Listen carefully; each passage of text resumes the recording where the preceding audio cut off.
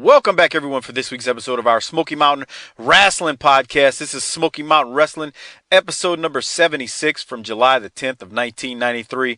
I'm sitting here with Doc and Hardbody Harper on this beautiful Friday, January the 12th, 2018. Yep, as always, we record these many weeks in advance, and we're here, and we're going to have a great show. Once again, we're the most unprofessional wrestling podcast on the motherfucking planet, and if you don't like it, oh well, we can't help you out. That said, Doc, what's going on, man? How you doing this morning? Can we just get started? I'm in a real bad mood. So the quicker we get done with this, the quicker we get started, the quicker we get done. Right, because we got to do world class today too, right? No, that's tomorrow. Book it, bitch. That's tomorrow. Okay. Yeah, Harper, you're like, you know what, Harper? He's like the damn Vince McMahon of wrestling podcast. He's got like 3 days of our week monopolized. It's Right. Like, I got to watch Raw, then I got to watch SmackDown, then I got to watch NXT. It's just more and more and more with this guy. did you That's see so true. Did you see the tweet that I retweeted out this morning from one of our longtime listeners? I can't remember his Twitter handle. ASU Spike. He gave us a 5-star review on iTunes, so I gotta shout him out. But he had said he was talking about the flagship show that by the time this aired a month ago, where you commented on David Bixenspan's article about classic wrestling and how it's getting all kind of hits. Yeah. On the on the network, and he said, that's why they need to hire you guys to come on and cover classic wrestling and tell the real story. And I never responded, but I retweeted. Maybe if you hadn't torched Paul and every chance you get, they might call us. But Fucking Barry and fucking top guy. I mean, God. So if you're up in Stamford and you're listening, Harper and I could do this without Mike, Fuck that black guy. Okay, Harper, damn. Well, I mean, fuck the thing me, huh? All right, I see how it is, Harper. Because you got to think about it. Like Mike's always like, I do on the editing, I do on the blah blah blah. WWE's got people that can do that shit. Well, but they don't have his talent, and that's where Harper and I come in. Well, I don't bury nobody in WWE. Oh! The only person I've ever been hard on in WWE is Triple H. I'm gonna tell you something that my grandma used to tell me. Doc, you go to hell for lying. Okay, you miss what I said. The only person that I've ever gotten on in WWE is Triple H. And you know that's a fact. I don't bury the talent there. I mean, I appreciate everything that those guys do up there. I just think they're, pushing a fucking boulder up a mountain. Well, here's the thing, pal. We're not here to talk about the WWE. We need to find out how Harper's doing this morning and get started with some Smoky Mountains. Yeah, how you doing this morning, man? Doing great. I watched some fucking Living Single, some Fresh Prince of Bel-Air. I'm ready to do this. How many people in the army even knew what Living Single was? Bro, that was hot back in the 90s. On the really WB was. With the damn frog. We're talking about lily whites here. No. They didn't even know what. I disagree. White people know what Martin is. White people know. I mean, we haven't seen it, but we know what it is. We know what the Steve Harvey show. Right. But that damn WB frog, fucking racist shit. Okay. Anyway, Living Single was a good show. It was pretty good. Right, well, I mean, it is what it is now. Was it the Black Friends? Something like that. I never watched Friends, so I really can't comment on that. Neither did I, so I don't know. All right. Well, let's get started. Harper's just coming off a Living Single, so no Golden Girls. He was spanking that thing, the Living Single this morning. He wanted to get a little flavor into his life today. Queen Latifah. So it sounds like something you'd want to do. Doc, we're in a new venue. Let's get this shit rolling this week. I think when I say new, I mean like really new, that we haven't been here before. I don't remember being in this exact building. We're coming at you live from Council High School in Council, Virginia. We're in the far western part of Virginia and not far from the borders of both Kentucky and West Virginia, if my geography is correct. And I think Doc's got some demographics for us here. Well, I believe the correct terminology here would be shithole. Yeah. Oh, God, dude. He's got to take a political. Oh, what's funny? You were saying that long before Trump was. Yeah, but Now that I think about it. I was saying it about white people. Well, my point is, like, as a work, you've been saying that shit about, well, one, you actually said it about Oklahoma before you ever said it about the Smoky Mountains. Oh, yeah, that place was, if you think the Smokies are bad, Oklahoma's right up there neck and neck, dude. But go ahead. Stop with the Trump digs. Let's not get into politics this morning. I'm having a good morning. I don't want to talk politics. Well, I mean, here's what I'm going to do, Arn Anderson style. I'm going to lay out some statistics and facts, and you tell me where this thing deviates from being a shithole. The first thing I'll tell you is that this is an unincorporated community in Western Virginia. I don't even know what the fuck that means. Well, they ain't even organized enough to have a city. How they got a high school is beyond me, but that means I don't have any stats available. Now, never fear, because Doc is a guy who gets shit done. I decided to roll this thing up, and instead I have county statistics. Will that work for everyone going forward here? Sure, whatever. Go ahead. Okay. So we're in Council, Virginia is one of many shitholes inside of Buchanan County, a bigger shithole. And the reason I say that is in 2012, Buchanan County was the 5th poorest county in Virginia. Yeah. The county, not the city, the county had 24,000 people in 2010. 96.75% of which were white. It's a lot of white people. A lot of poor white people in a shithole. I bet can you I stop? bet fucking like meth is like a food group there.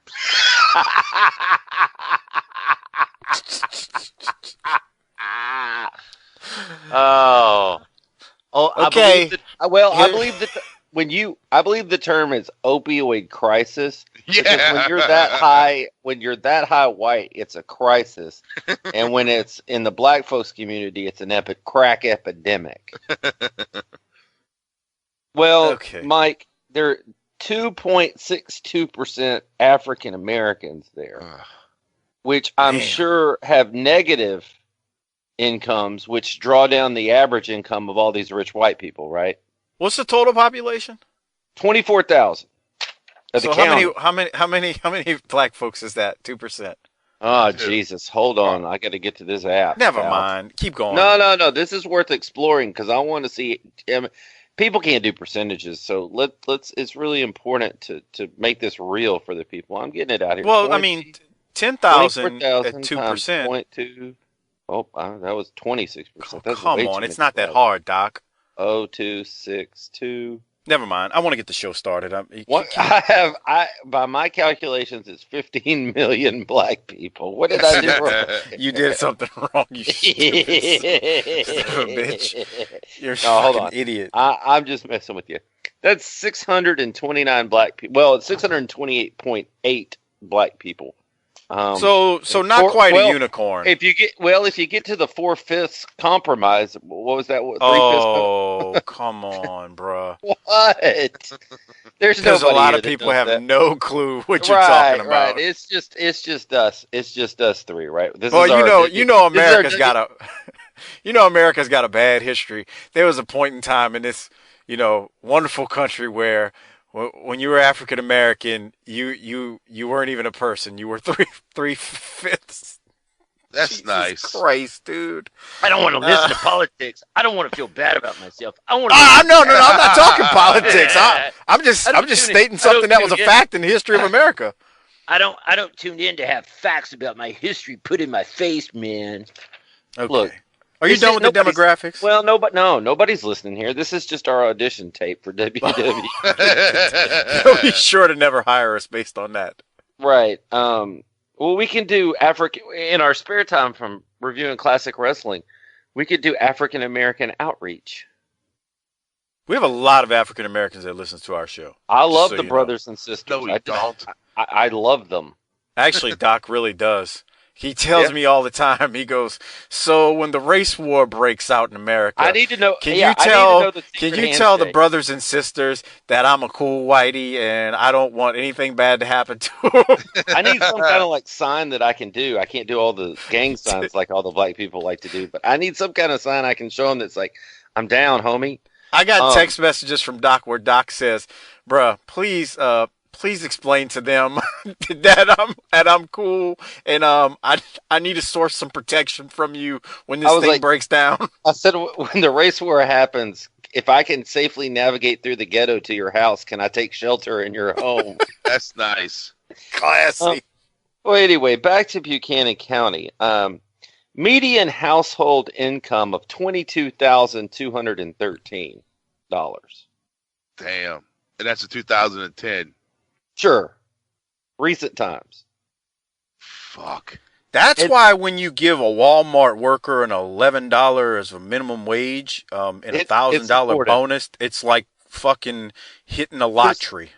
Let me explain something to you. That's a little bit more than 20% raise, right? Yeah. 22 to 23% raise.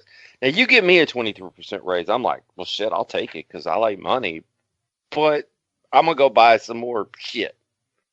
These people can now afford like butter for their bread. They can like buy real toilet paper. They can get a real pipe to smoke that meth in. Come on. Okay. Instead We need to get instead of- started. Instead of doing it out of tinfoil We're and a Coke can. 12 minutes into this shit, and we Well, haven't even talked this has Smoky been Mountain. highly entertaining. So anyway, just to wrap it up, and I'm a little surprised that this number is as low as it is, but hey, I'm not here to misreport the facts. 23.2% of the people under the poverty line. I'd like to challenge that number. I don't believe it, but that's what I've got. I thought that number would be a little bit higher, but it is what it is. Let's get started on the show. Because he's an idiot who wants to talk politics, and we're a politics-free zone. We Okay, are so absolutely not. no, we really are. We just present statistical facts. It's not politics. I mean, it's a total different thing. I'm actually worried about when we finally play the Dutch promo of the week. Maybe it's already played by now. Because you know you're gonna have people who complain about that's not what Dutch was doing, and Dutch has already said he basically started the Trump presidential campaign. If you listen to Sure did. if you listen to Dutch's first podcast, he says based on what I know, I started the presidential campaign. So it is what it is. All right, let's get started. Dutch and Bob Cottle. Again, let me remind everyone, since we talked for 14 fucking minutes about absolutely nothing. This is episode 76 of Smoky Mountain, July the 10th, 1993. Dutch and Bob Cottle kick us off. Again, we're in Council High School in Council, Virginia.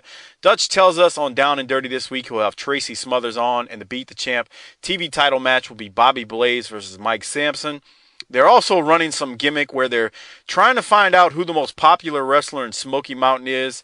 If your name is drawn in this contest, wait for it, you win a brand new color TV from Spectrum Rents because, you know, at this time period, black and white TVs in the area, I guess we're still a thing. And so the fact that you can get you a brand new, specifically color TV, Oh wow. I guess meant It's something. got a remote too. I don't know if it had a remote, but fresh with some nice rabbit ears and a brand new color TV, you get you some nice reception up in the Great Smoky Mountains. Doc, you got anything from the opening here? Well, do we want to talk about Dutch and his Pepsi? Go ahead. You and Harper were talking about that pre-show, Yeah. and I completely whiffed on that. Okay, so I'm not 100% sure here, but I'm going to take a stab at what I think this is. Real subtle reference if I'm correct. But Dutch is drinking a Pepsi, and he goes, I survived or I won or whatever, right? Is that what he said? Right. Dude, remember back in the day when we were kids, they had the commercials where they had the Pepsi challenge? And Right. they would do the blind taste tests, and Uh-huh. people would pick Pepsi. But I think he was doing some take on he won the Pepsi challenge. That's my take on it. I don't know. That might have I been don't- it because I remember them doing that. Now that you say it, Yeah. I mean, So we've been through so many trials and tribulations with Pepsi and Coke. I mean, I remember when Coke was whooping Pepsi's ass in the fucking, market as far as soft drinks go, and fucking Coke decided to create quote unquote new Coke, and it like really fucked up their product, and all of a sudden, because they were way ahead of Pepsi at that point, and ever since That was then, like, you know what that was like? That was like if Jim Hurd took over Coke and he's like cut Ric Flair's hair and gave him an earring. yeah, it's a good, Yeah. it's a good comparison. That's exactly what. And what happened was Coke all of a sudden lost a big market share, and ever since then, I think it's just been Pepsi and Coke, the two leading, soft drink getters out Well, you don't know much about business or soft drinks because you drink red soda, right? there. That No, you drink that fucking red pop shit. Yeah. That's $1. fuck y'all. I'm moving on. Let's go. No. I got another question about the Open. What's that? We're damn 20 trophy? minutes into the show, and we haven't even gotten Well, past I'm the talking opening about yet. the show. What was that trophy in the background? Is that the popular wrestler trophy, or what is that thing? I didn't don't notice know. that. Back onto the right of Caudle, there's a trophy sitting there, and it's I know like, what you're shit, talking about, but I don't I'm know. like, what it who's was getting for. this? Maybe we'll find out in the next few weeks. Maybe so. Let's okay, so let's go to the popular wrestler. What are the odds here that Horner went behind the scenes and tried to convince Corny that he was running the contest for the company, and he was like, Jim, I won. I counted all the votes, and I know you think it'd be Tracy. I I don't bet you- remember who won this, but I would love to find out that there's a story out there of, in the same way Tim Horner said he was going to go to the fucking electric store or TV store and turn all the TVs of Smoky Mountain Wrestling to up the ratings. I would love a story where Horner went around to all the printing fucking places that he knew of in Morristown, the 4 that are there, and the ones that didn't, Jimmy supposedly didn't rip off if you listen to Horner. And Horner got a bunch of copies made of flyers that voted for him and forged a bunch of names and whatnot and send them in the Smoky Mountain to try to rig the rig the vote so that he would win. I could see Horner doing some shit like that. Okay. Okay. Let's Harper, do you have go to anything the for ring. the opening? No. All right. So, match. We go to the ring. It's Bobby Blaze versus Mike Sampson to kick things off this week. And Dirty White Boy joins the commentary table and claims that Bobby Blaze cheated him out of the Smoky Mountain Wrestling TV title, or Beat the Champ TV title. And due to this, Dirty White Boy is going to make life miserable for Bobby. Bobby Blaze, that is. Cottle isn't buying it, and Dirty White Boy wants to know if Cottle is drinking, and does he have a bottle under the desk, which, sometimes I think that every now and then when I'm listening to Bob Cottle. Bobby Blaze does win the match when he hits Sampson with a missile drop kick off the top rope. Hopper, thoughts from you on the match? Those boots that Mike Sampson was wearing, they were like flesh colored and they looked so horrible. They did. I know exactly what you're talking about. I'm God, actually looking at the ugh. video right now. It just looked gross, man. I don't know how to. Yeah, flesh colored is a good way to explain it. Ugh. And he's got black trunks on. It didn't match Yeah. anything yet. I Yeah. couldn't stop fucking looking at it. Doc, thoughts from you? I like the fact that Dirty White Boys had turned his attention to Bobby because now it's put Bobby on the radar. It's establishing Bobby as credible enough to be on Dirty White Boys. He's under his skin, so he's established as a credible character. Well, I did- I mean, you're looking at the last Smoky Mountain Wrestling heavyweight champion too. So Right. I also like, I popped when Dutch, they were on commentary and Dutch told Dirty White Boy, you got to talk slow. We're in the Smoky Mountains. gotta love And- when Dutch does that. And I did like, the one thing I like is as we're building Bobby's character here, he's done a lot of underdog shit. So he's like rolling people up or splashing people or quick wins and being sneaky and surprising. I like the fact that he got to do what I guess is going to be his finisher, but he got to do a power move to end the match convincingly here. So I think that's good for him. Yeah, it was a nice little shot from Bobby at the end right there. Okay, so after that, we go to Bobby Blaze promo, and we love you, Bobby. Bobby's gonna cut a promo, and then remind me to tell y'all if you haven't seen it on Twitter. Bobby did make mention of a few weeks ago His when ass. his ass was exposed when Chris Candido pinned him. But let's listen to Bobby's promo right now after the match with Mike Sampson. Blaze. All right, fans, we're right here with Bobby Blaze. Bobby Dirty White Boy out here during that match doing a lot of talking. He was saying what he's going to do to you, and none of it was pretty. Let me tell you something. This is great. The happiest moments of my life right now. I'm the TV champion. I'm getting checks. I tell you, I couldn't be happier.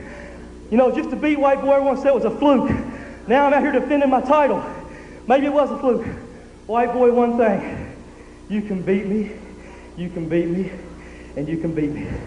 But you will never make me quit. You will never break the spirit of Blazing Bobby Blaze. Thanks, Bob. All right, fans, you heard it right there from Bobby Blaze himself. Dirty White. All right, Doc, what'd you think? When he said Blazing Bobby Blaze, I could think of the Spinal Tap. Tonight we're gonna rock you tonight. Man, Bobby's wearing straps and cashing checks, pal. Living a high life. And I thought this was his best promo yet because he's legit now. Yeah, I mean, he's I don't know, what are we on, like maybe the 4th TV champion at this point? 5th maybe. Yeah, everybody who won it, but we've had a bunch. We had Bobby Eaton, we had Primetime Brian Lee, we've had Tracy Smothers. There's 3 right there. I think Dirty White Boy even had it at one point. So yeah, I mean we're a good 5 into it at this point. But yeah, I mean, hell, he's TV champ. You got to give him credit. I mean, he even told me that. We were talking offline, and he was like, I knew when he put me over on Dirty White Boy that it was going to mean good things for me. So, but yeah, Harper, anything you had from this besides what Doc had? Isn't it crazy how Bobby's basically a rookie in a wrestling business, and fucking Tim Horner's been around for about 10 years, and his fucking promo is a million times. It's so much better than fucking Horner's. He's got Bobby's got that golly gee thing. Yeah. That works for me. Almost not like Smothers, not like Tracy, but it's kind of similar. Like it's the whole golly gee thing. And I think if Horner like had a promo like that where it was more golly gee, it would get over a little more. Because Bobby comes across to me humble, whereas like if I go back and watch early Smoky Mountain with Tim Horner, it's just a vibe that comes across as like, yeah, you're a baby face, but I don't like you. So I don't know, but Doc, what were you about to say? Nah, I'm good, but just make sure that you play the local promos next. Good. I'm gonna play it right here. This is here it is. Let me just let it roll. I won't even tell you who it's gonna be.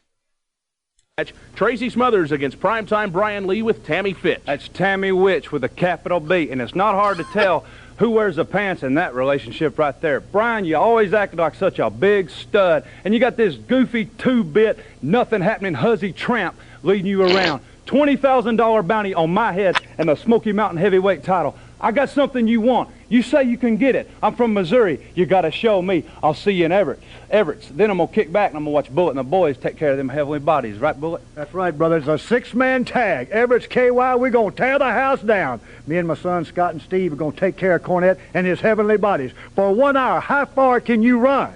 How long can you run? With that dumpy body of yours, I hope your arms are flapping so I can tell if you walking or rolling. And I can go all night, brother. You beat me so bad when I got back into shape, I'm in the best shape of my life, in case you hadn't noticed. These ain't exactly toothpicks, brother, when I get them around your throat. I'm going to squeeze them till your eyes pop out, and I can look you eye to eye, nose to nose, and toes to toes and tell you what a R.A.T. rat you are, James E. Cornette. Okay. Doc, thoughts? Well, first of all, Bob Armstrong was on it. He had his rap going, man. He was flowing. 12 bars in the truth, my friend. And that's for all my docaholics out there that think I don't like hip hop. You know what I'm saying? Okay. And then Smothers. Dude, no real catchphrases there that we've heard. No tired, same thing. And when he said "witch" with a capital B, I popped like crazy. What a great line. I liked it. And then he called her a hussy and a tramp, which he's been doing now for 25 years, but we'll gloss over that. He's still doing it. Right. But I thought those were 2 great babyface promos right there. They were good. Hopper, did you have any notes from that? Yeah, I mean, to call her a tramp in the Which Would It Be thing, that was kind of a big deal back then, especially for these people to hear that. It reminded me of something I would hear like my grandmother say, that old hussy and tramp. It's like a freaking clean way of saying she's a You're a fucking whore. hoe. Right. She's a whore. Right. So you don't say whore or hoe. She's a tramp. Same thing, just different terminology. Yeah. Okay, so after that, they replay the Tammy Fitch and Primetime Brian Lee pool segment. So we saw that. We don't need to go through that again. I mean, we dissected that last time. Then they go to they throw us to the end of the match where Smothers and Tim Horner are wrestling for the Smoky Mountain title. And during this match, Primetime Brian Lee comes out and he knocks out Horner. Now, Smothers goes for the pin. He doesn't see this happen. So he goes for the pin, but then realizes something's wrong. So Smothers starts looking around. He looks around the ring, and then he looks towards the ring apron, which he finds Primetime Brian Lee crouched down, hiding, stooping low. And once he sees him, Smothers goes out there and starts throwing punches on Primetime Brian Lee. But Primetime Brian Lee's got this black glove on, kind of like what Ted DiBiase used to do in Mid-South. And he puts it on his right hand. Primetime Brian Lee knocks out Smothers at one point with the glove, and then he's out cold. It's pretty obvious at this point. Tracy has now moved on, and it looks like he's going to be feuding with Primetime Brian Lee as we move forward. So, Doc, throw it to you first. Did I summarize what happened there well? Yeah, and I guess, so are we to understand that Smothers and Horner are good now? It would seem that way based on everything that we've talked about in the last few weeks with them and some of the promos that we've kind of laughed and chuckled at. Hopper, what did you think about all this? Yeah, the shit with him and Horner just and it's over with. I'm okay with that. Yeah. Are you okay with that, Hopper? I mean, I was waiting to see someone turn fucking heel or something, and it didn't happen. Yeah. Well, and here's the thing, though. If you turned, Smothers wasn't going to turn heel. And right. Horner, I don't know, Tim. Who knows what Horner was thinking. I guarantee you he probably wouldn't want to be a heel, though, in Smoky Mountain. Right. Just, what I'm thinking here. So, but yeah, so it seems like it's over, and then we're going in a new direction. But that was that. Now, with all that said, after that match, they take us to the Down and Dirty segment, and it is Down and Dirty with Tracy Smothers and Dirty Dutch Mantel. Here it is. Everybody, welcome to Down and Dirty with Dutch. I'm Dutch Mantel, and you're not. And like I said at the top of the show today, my special guest, the Smoky Mountain heavyweight champion, the Southern boy, Tracy Smothers. Let's give him a big hand right now. But Tracy, what I got on my mind right now, you're the reigning Smoky Mountain heavyweight champion. Now, ever since you've won this belt, and even back before then, you have had your trials and you've had your tribulations. Of course, you took this belt from the Dirty White Boy, and it's been one constant battle after the other. And then Ron Wright puts a $20,000 bounty on your head. You're fighting that. Then some run-ins with Tim Horner, but lately a run-in with Brian Lee. Now, what caused this, and what do you intend to do about it? Well, I think all the people saw the video where this girl has just, swayed Brian's thinking, turned him against his friends, his family, and everybody. You've seen the videos out there with the dead-gum cars, the 300ZXs, the swimming pools, and the houses. Brian Lee, Primetime Brian Lee, I helped you get started in this sport, man. You turned your back on me. I'm the one that was always there, man. When Kevin Sullivan busted your head and half killed you, I'm the one went to the hospital with you. But I'm going to be the one now to try to put you in the dead-gum hospital. You no good, backstabbing punk.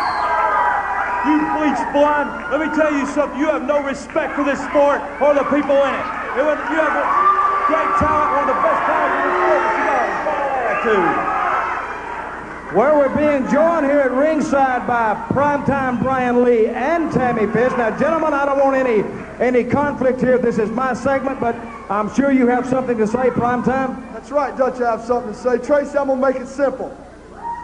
You have $20,000 on your head, Primetime's going to get that. You have a heavyweight belt, Primetime's going to get that. And as you can see, I already have the lady, and things are looking real good for Primetime. prime time. That should be changed from prime time to prima donna. Huh? Listen, Tracy, you had your chance to sign with me, and you know what? I thank God you didn't, because if I had to bring a little country bumping, manure shoveling hillbilly like yourself around with me, I'd be embarrassed within 3 minutes. Yeah. Now, wait a minute. Manure shoveling. Brian, let me answer a question for me. Is this little tramp right here your manager, right? Huh? You better believe it. She pays you, right? You better believe it. She bought you that car. Is that right? You know she did. Bought you the house. You know I'm sleeping there. The swimming pool and the jacuzzi. That's right. Hey, little Miss Wellesley College, little Miss Tammy Witch. That's a big change for you. From what I understand, you're used to paying people for your services. Whoa.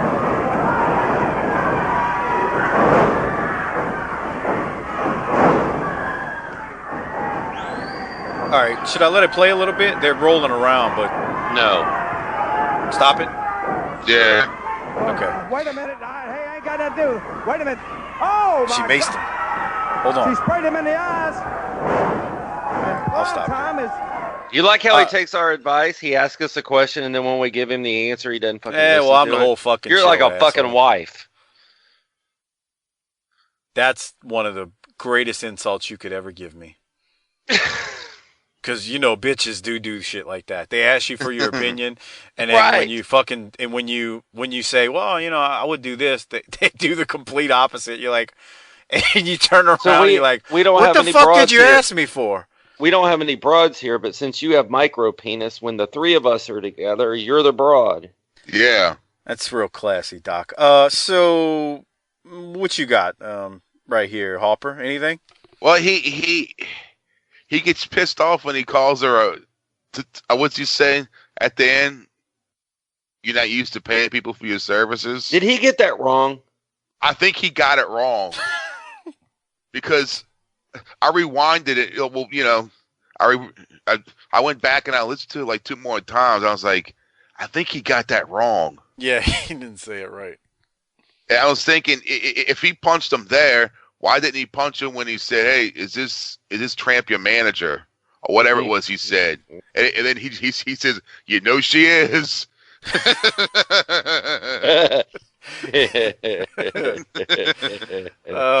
Doc, what'd you have? Again, I thought Tracy was good. You're not getting a lot of catchphrases here. Maybe this is good that Tracy has a new dance partner.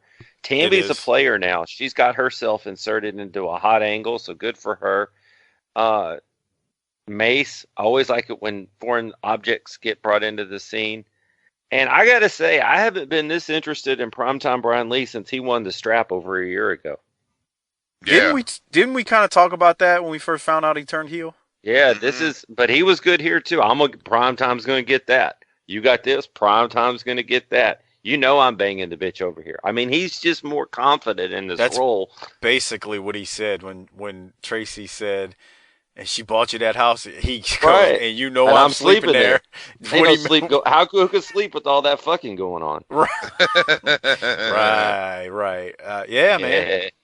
Yeah, I'm with both of you. This is to see this feud and see Primetime turn heel. This is good, man. I mean, I think we talked about it. He's been a heel throughout his run. He's been there since episode 1. You know, we've seen him he had a mini feud with Dutch Mantel at the very beginning. He was the first champion. Yeah, this is some good stuff, and we'll see how it plays out in the coming weeks and months as we move forward. After Down and Dirty with Dutch and that whole segment, they take us to a Summer Blast commercial, and of everything going on in this announcement and all these matches they bring up, they do mention, the one thing they say is they mention Sullivan versus Connie Moore, and they actually mention in the plug that Sullivan will face the man who he butchered. And then, now, let me ask this. Before I move forward to what Bob Cottle says right after this plays, did y'all have any thoughts on the actual Summer Blast commercial before I move to the segment that Bob's about to do? No, but what Bob's about to do is pretty awesome. Yeah. So you got anything from the Summer Blast commercial, Hopper? No. All right. It's always weird when they talk about a man butchered another man in wrestling. But okay, so let's move on. Now this is Bob Caudle right after the commercial or the Summer Blast plug. An unbeatable tag team. Fans, one of the scheduled matches at Summer Blast was a grudge match between Kevin Sullivan and the Japanese star Kanemaru. Just a week ago in Japan, Sullivan once again butchered and nearly blinded Kanemaru. Well, the match was so brutal that we can't show it to you on television, even though we've got a tape of it. But as a result, the Japanese promoters have suspended Sullivan, and Smoky Mountain Wrestling has followed suit, along with other promoters around the world. The match at Summer Blast will not take place. But we wish Kanemaru the best in recovering soon. As for Sullivan, he won't be wrestling anytime soon, Dutch. That's for sure, and I don't know of anybody that deserves that any more than does Kevin Sullivan. All right now. Okay, so Harper, I got a feeling this disappointed you. Yeah, I mean, what happened? Well, I can tell you this. Sullivan, he won't appear at Summer Blast. I know that for a fact. He's not gone from Smoky Mountain. I can tell you that because he comes in without giving you any spoilers. He's there in August, and then he's there again in Thanksgiving Thunder 1993. So he's not done in Smoky Mountain. But couldn't we say we are getting closer to him? I mean, you got to remember, he's got to go be the Taskmaster here pretty soon over in Atlanta. Well, Gross. let me tell you what else is happening. So he isn't done in Smoky Mountain. You got a good point, Doc. I also know that Sullivan did work in ECW in '93, but I couldn't find records of him working in ECW during the summer of '93. He works later in '93 for ECW, but not during the summer. So maybe he's still in Japan at that time, and they just had to call an audible and he couldn't make it. I don't know. So I do know Sullivan did do some stuff in ECW in '93, and he also does stuff in Smoky Mountain in '93. But I don't know. I don't have clarification, or I don't clearly know why he's not going to be at Summer Blast. I'm going to assume it's something to do with him just being in Japan. But the awesome thing here is we've got a tape. We've got our hands on it. We've seen it. It's so bad we can't let you see it. Whoa. Yeah. Oh, they worked it good because you couldn't verify that shit back then. Exactly. And I'm like, dude, how fucking bad could that be? I got it. I want to see it. Oh man, I want to see it. Right. We just saw him fillet a motherfucker a few months ago with a fucking spike. And now you're telling me he did something worse than that? What the fuck did he do? Fucking saw off his arm with a damn chainsaw? They just start beating him with it. Shit. I want to see that. Right. Did he take a chainsaw to the man's arm and just, take it completely off? I don't know. So, but the thing is that there doesn't have to be a tape. You just have to tell people there's a tape. That was the beauty of wrestling. Right. Okay. Harper, anything else before I move to the next segment? Is there a tape? Nah. See? What the fuck? But that's to the point we're making. There you go. Is there a tape? Can I see this? I was going to go on YouTube and look for it. Well, then your imagination starts running wild. I can't tell you this. There are matches. And here's the thing about working people. When your imagination starts running wild, you come up with angles better than the bookers can come up with. And now you're doing the job for them. That's what's awesome about all of this. Now, that 2 sentences or so that Caudle did was so geniusly fantastic that it's easy to gloss over. Yeah, even if it's not true. Even if he's just in Japan and he's going to be able to make it. Especially because it's not true. Yeah. Again, he works in ECW in '93. Not during the summer, but he is going to be in ECW in '93. But I don't think that's why he's not going to work Summer Blast. I got a strange feeling. Somebody out there will tell me. I got a strange feeling he's definitely going to be in Japan, or who knows. But whatever. We move to the next segment. It is Jimmy Jannetty and Robbie Eagle versus the Rock and Roll Express. Now, before the match can even get started, let me just play this for you all, because this takes this match in a completely different direction. Heavyweight tag team title. Wait a minute, we got some company at ringside. Jim Cornette. What the heck? And there's the Bruise Brothers. What the heck are they doing down there? The Bruise Brothers. Hey! Rock and Roll Express! I see those guys over there. They didn't look team of your caliber. So I'll tell you what, you got a choice.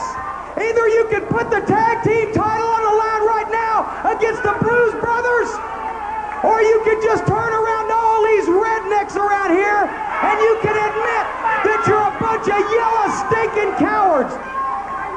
So hey Morton, which is it gonna be? Put the tag title up or just admit you're yellow? Because that's what it is. Here, fathead.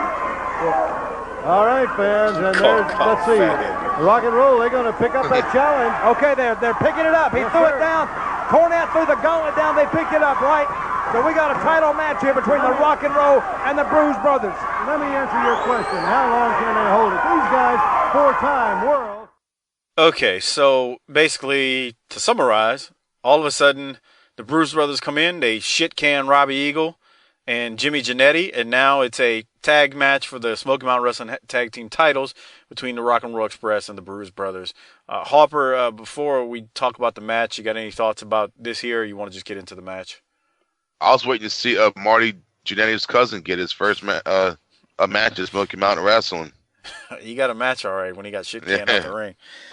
Doc, any thoughts from what we heard from Cornette before we start to talk about the match? Well. Harper, there might be a tape. Oh, really? I have just found, while Mike was doing whatever he was doing, Kevin Sullivan versus Kanemaru in the Wing promotion from May 27th, 1993. Well, wait, I knew that was there. I've actually got that bookmark. I just never watched it. Well, 8 minutes and 40 seconds in, he just threw that motherfucker down a flight of stairs. So, I don't know what else is going to happen. Okay. But, so there may be a tape that you can go watch.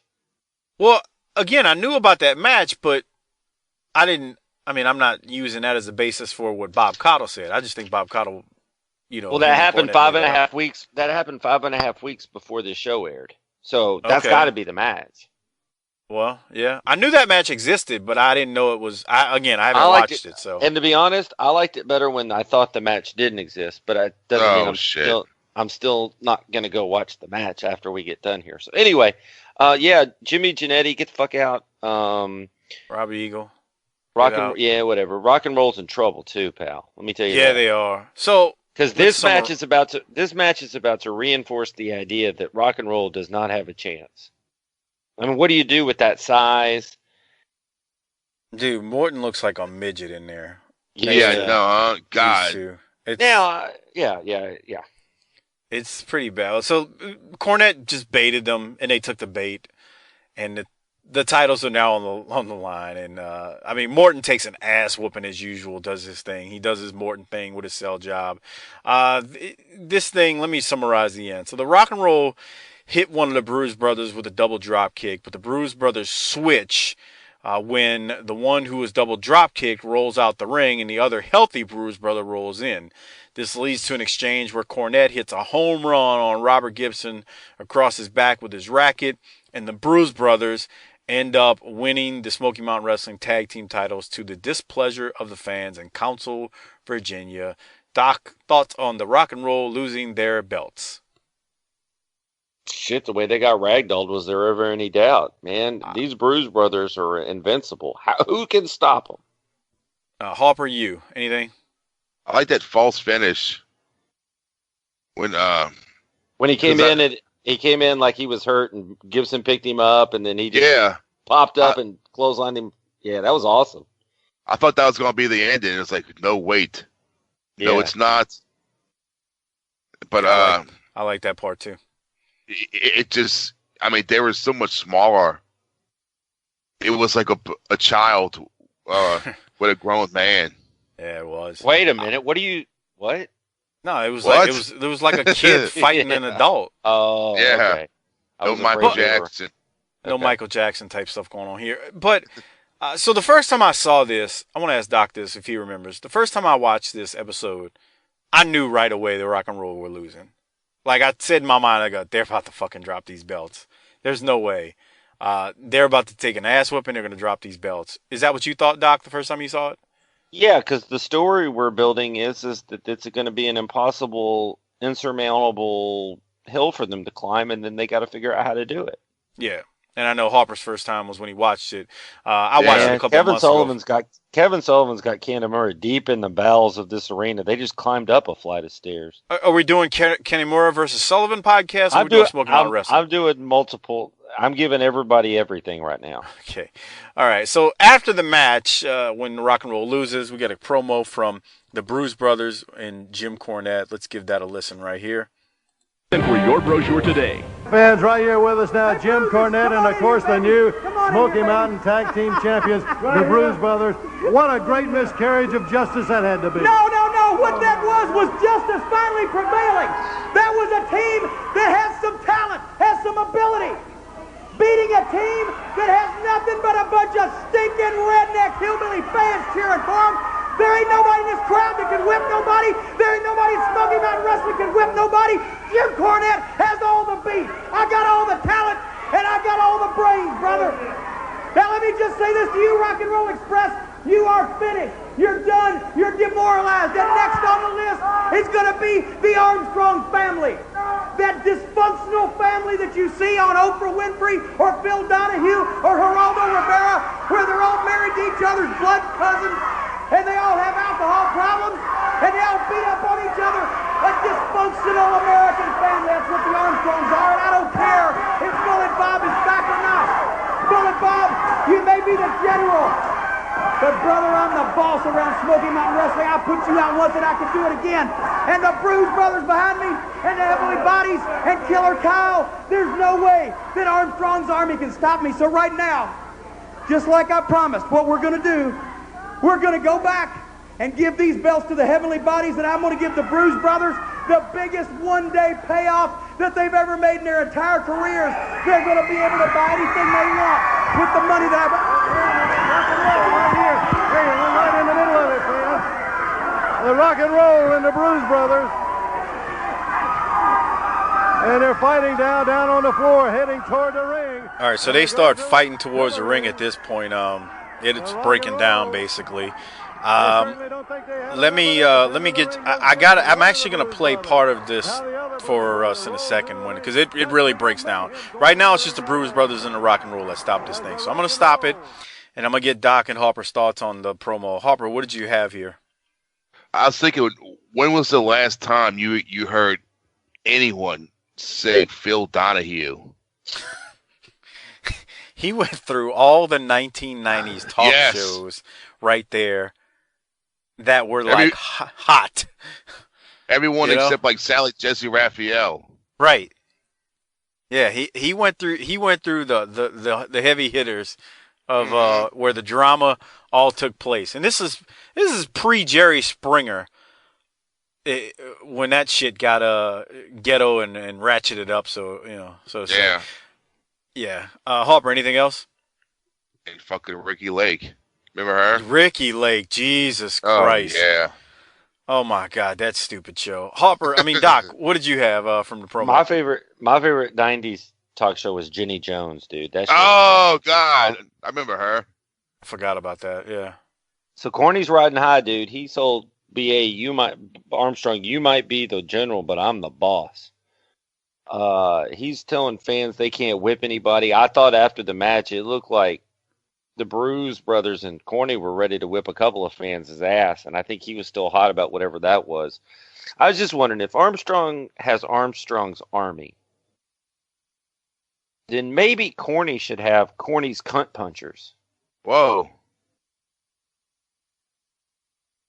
What? I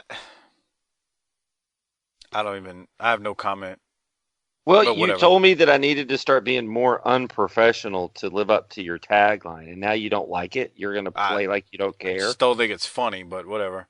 Okay, Proceed. Well, are we to the point where Bob Armstrong's out yet? Well, that's what I want to play here. So, here it is. Let me play this. This is the end of the brawl. Now, let me tell you something. At this point, what we heard at the end of the promo was the Bruise Brothers and Rock and Roll battling. Well, by this point, it's the Bruise Brothers, it's the Heavenly Bodies, it's the Rock and Roll, it's the Armstrongs, it's Killer Kyle.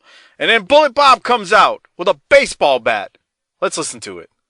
Armstrongs and the Rock and Roll at this point right now. Up on the apron of the ring. Wait a minute. Wait a minute. Here's Bullet Bob. Here's Bullet Bob. What's he got? He's got a baseball bat. He's got a baseball bat. To Pritchard. To Kyle. Oh, wait a minute. They better grab Jimmy Del Rey. Del Rey goes out. The Blues Brothers are out. He has cleaned the ring out. The Bullet Bob Armstrong has cleared the ring. He looks like Hank Aaron in there with that baseball bat. And Cornette and his men have taken a powder, and they are exiting the ring area. Dutch, and you certainly can't blame him for that. Boy, I tell you, we had a wild one going, the ring was full. I don't know, he came out of nowhere, but when he got into that ring, he had with him that baseball bat, and it didn't take him but just seconds to clear the ring of everybody. All right, so they're about to cut a promo, Armstrong's Army and the Rock and Roll Express, but let's talk about the Wild Brawl right there, Doc, since sounds like you got some notes on it.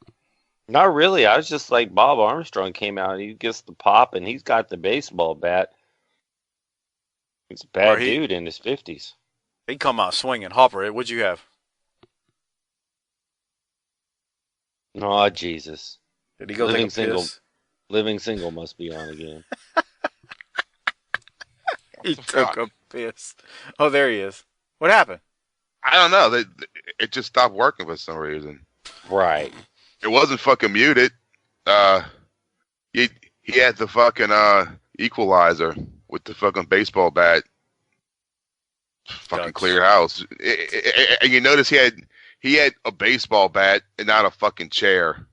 I thought that was great. What, did he change it up? Yeah. Yeah. Because a baseball bat is something we can all relate to. Like, man, if he hit him with a fucking baseball bat, that's fucking big. And not just you're standing wrestling, a steel chair. That's true. He swung at the stomachs too. No headshots, obviously, with the baseball bat. But at least he didn't come out with a sledgehammer, right, Doc? Yeah. Well, you could do some real damage with one of those. I'm not going to talk about who uses one of those things, though. That got me banned from whatever. Let's keep going. I won't even say it. So, right after that, the baseball bat incident where Bullet Bob clears the ring, Bullet Bob and now Rock and Roll and the Armstrongs going to cut a promo. So let's listen to what they got to say at this point. Well, fans, we had a war going on in the ring until this man right here, he brought it all to a head with that baseball bat, Bullet Bob Armstrong. Let me tell you this, boys. Armstrong's Army's on its way, and rock and roll is here to stay. You know, Bob, not far from here a while back, a man carried a stick like that by the name of Buford Pusser, and he declared law and order. He cleared up a whole county. Well, Armstrong's Army is here to take care of Cornette's criminals, if you know what I mean. Cornette, all you did was start a war. We're here to finish it. What you did was started, stumbled, fretted, and fell right in the middle of a bunch of racehorses, and you know that jackasses can't run with racehorses. What you're going to do is one morning you're going to wake up with hoof prints from your nose to your toes, and you're going to know that the Army has rolled over you at a full gallop. And we're going to do it again and again. It's an Armstrong family tradition. Do unto others as you would have them to do unto you. Well, you've done unto us, brother, and now we're going to do unto you again and again. Until your mama ain't got no more money to pay you to get some wrestlers to do your fighting for you. Because you ain't got no fight in you. You just like a blivet. Everybody knows that's about 100 pounds of buffalo dung in a 50-pound bag. And when I hit you with this baseball bat and you explode, you're going to fertilize half the Smoky Mountains and all of the Cherokee Nation. The general is back. Bullet and the boys are here to stay. Cornette's criminals, we're going to round you up. And I'm glad we're back for Summer Blast. Because every time you see us this summer, we are definitely going to blast you. That's right, Bob. We are going to treat them just like the Eskimos did the polar bears. How in the world is that? We're going to kick them in the ice hole. We'll be right back.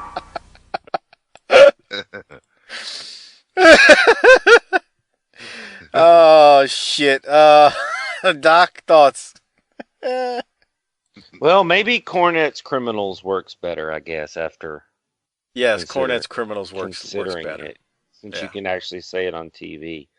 People get nervous about the word cunt.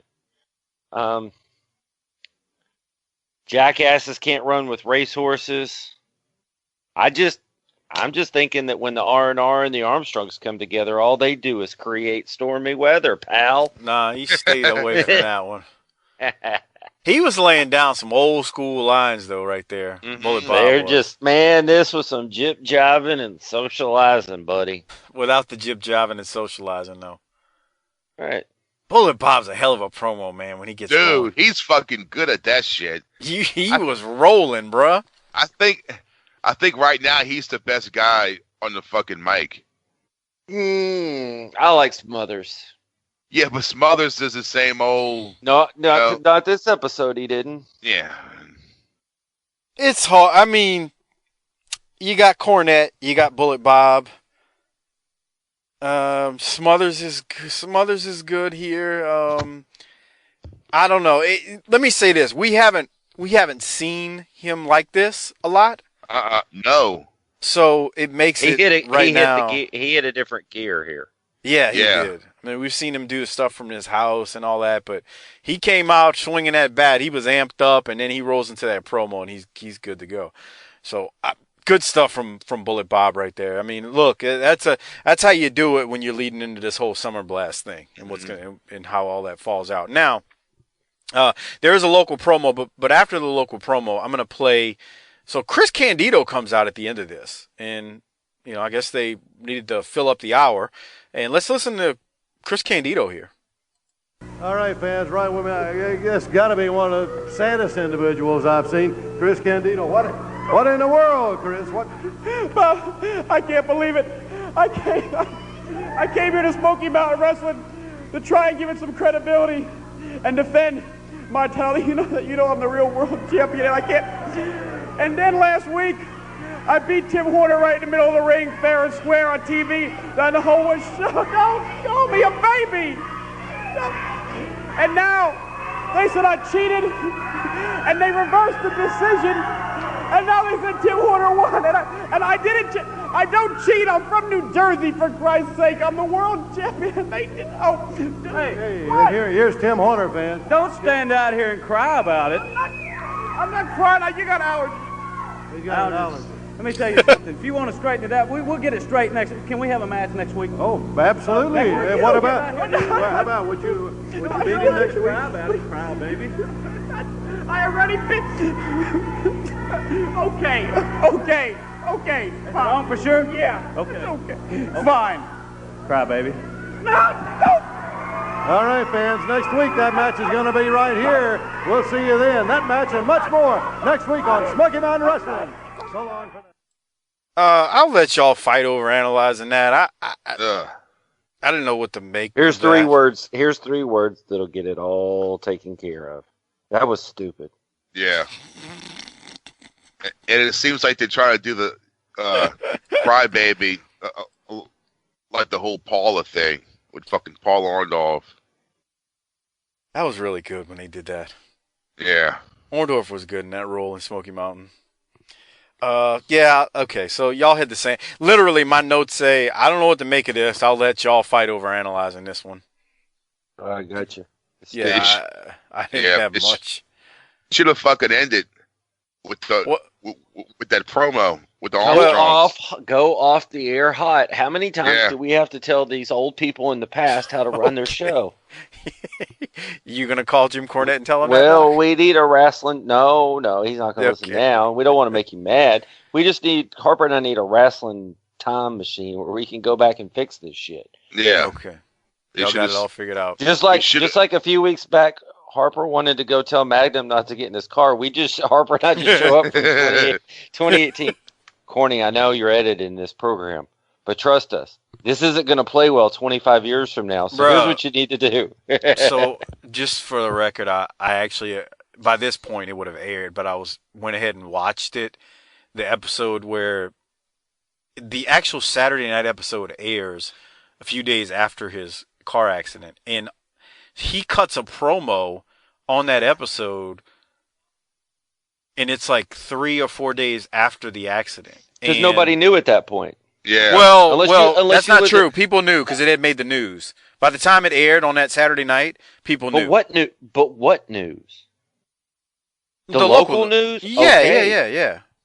The Yeah. local news where it happened, maybe, but not like national news or anything yet. Not at that time.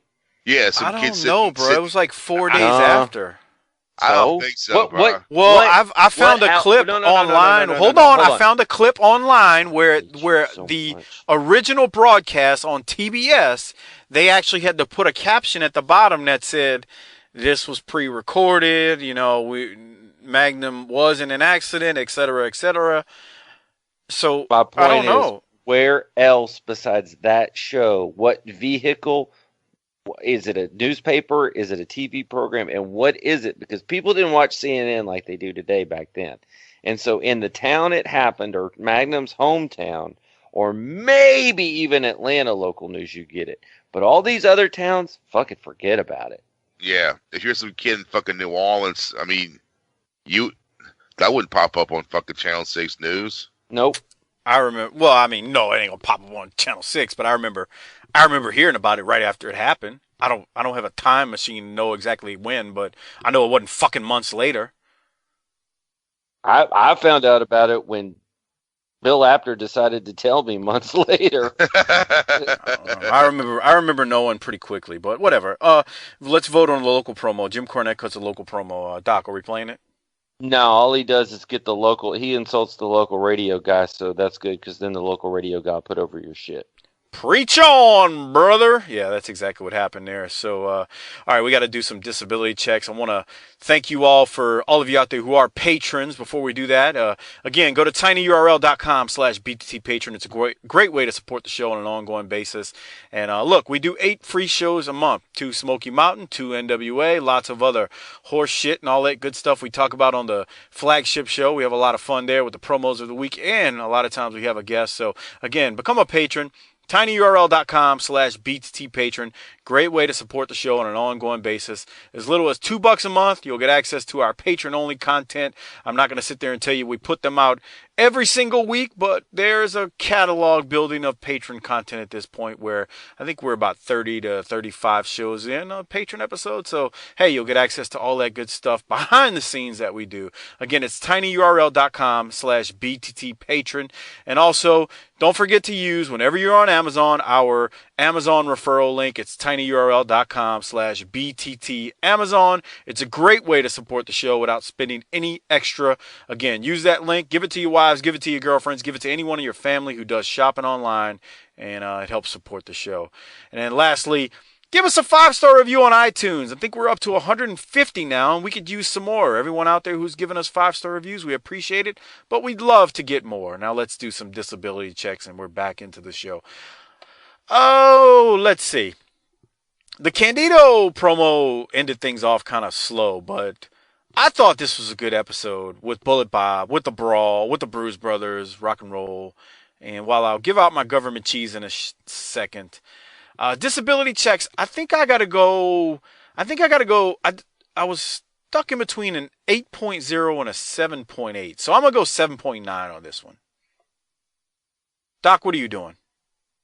Apparently staging an intervention for you here because you are clearly under the influence of drugs. What? Look, this show was more fun through the lens of us sitting around talking about it. So I actually bumped up my score a little bit because we had a little bit of yucks here going through it. Yeah, the first 15 minutes we're talking about the demographics of the country. I mean, or the county we were in, but whatever. Go ahead. But in my opinion, we're still in a lull, and I feel very generous to say 7.5. You act like this is pointless to do disability checks because you're all right. Let's stop. You argue over 0.4 of a point like it's fucking $200. Harper, what'd you have? I gave it a solid B. What? No, we don't do ABC on these, Harper. We actually give out disability checks. We give out checks on this one. I'm sorry. Jesus Christ, both of you are on drugs. I am the only sober person here, and I'm drunk. An 8. A solid 8. There you go, Harper. Thank you very much. Harper gave it an 8. He's smart. It wasn't bad, but I mean, I mean, fucking Bob had that badass fucking promo, the big brawl, and fucking Bullet Bob came in with the baseball bat. Thank you, Hopper. Yeah. It was some good shit here, man. I mean, the ice promo hole joke. The ice hole joke. Come on. Bro, I've never heard that. Is that the first time either of you have ever heard that joke? Hopefully the last. Yeah, I've never heard that before. We're going to treat them like polar bears. We're going to kick them in the ice hole. Okay, Ricky. You know what? We've been complaining about Ricky using all these catchphrases and same old lines. I got to give him something there, man. I know this is old, 25 years old, but at least he didn't throw out the same old line. Because I could tell you, if I was a kid that was like fucking 9, 10 years old, and then I heard that, I'd be like, ooh. I would have came on. Yeah. All right. So Government Cheese Award. I'll go first again this week. I'm giving it to Bullet Bob for that promo and coming out and swinging a bat and hitting a couple of grand slams. Doc, who you going with? I really wanted to give this to Tracy Smothers for a couple of hot-ass promos. And Bullet Bob was on it. Bullet Bob gets the cheese. Yep. Hopper, what about you? Yeah, Bob gets his cheese. Yeah, you got to give it to Bob, man. That shit was too damn good, bro. Yeah. I mean, he was. Not only did he come out swinging, he cuts that damn near 2-minute long promo, and he was on it with that. I mean, it was fantastic. So, another good episode of Smoky Mountain Wrestling is almost in the books. Doc, did we forget anything? I'm trying to figure out. Sounds to me like it is in the books, pal. What else do you want to do here? Well, we got to tell the people to go to our Pro Wrestling Tees store and go to the Tee Public store and buy a Docaholic t-shirt and all that good stuff. If you want to see the links to any of that, it's all in the show description or show notes. The Pro Wrestling Tees store is there. The Facebook page, facebook.com/bookintheterritory. The Twitter page is at BTT_podcast, at Mike504Saints, at CJH Houdat, not at Hardbody Hopper. Hopper, never mind. What? I was going to say to change your Twitter to at Hardbody Hopper. I should, huh? Well, no, not at this point, because there's like 150 shows where I say at CJH Houdat. Basically, Mike's telling you how to direct your social media presence. Pretty much. On his shit. When is Harper? Harper needs to get the blue check, dude. He's a fucking legend now down in Louisiana. You know yeah, you are. Of course you are. TV but then again, you're not on Twitter much, so it doesn't really matter. Hey, I do want to remind everyone, again, become a patron. Please do so. And I want to shout out the Hall of Fame patrons at DNEIWLS, RE Miller 39, at Justin_Andretti, at JShiny21, at Natural Hacksaw, at Thin Man Within, Slider 91 US, at Shep Daddy 32, at USC 49ers Dodgers, at Gerald Green III, at T-Og 94, at SV Pageant, at Martin Howell 71, at Tim Moretti, Coleman 822, at Gobbled Unreal, and at Unconvinced Ray. Thanks for being BTT Hall of Fame patrons. And again, the way to sign up, tinyurl.com/BTT patron. Last, before we get out of here, I want to thank the Wrestling Podcast About Nothing, the Kingpin Brian Malonis, Mike Crockett for all their plugs. Their shows on Mondays. Just search WPAN to find their podcast. They do a lot of old school stuff. They're doing some current stuff since things are getting into the WrestleMania season. But with all that said, they are doing a lot of classic stuff too. So go check them out. That's all I got. That's all Doc's got. Hopper, if you ain't got nothing else, you can hit the motherfucking tagline and get us out of here. Book it, bitch.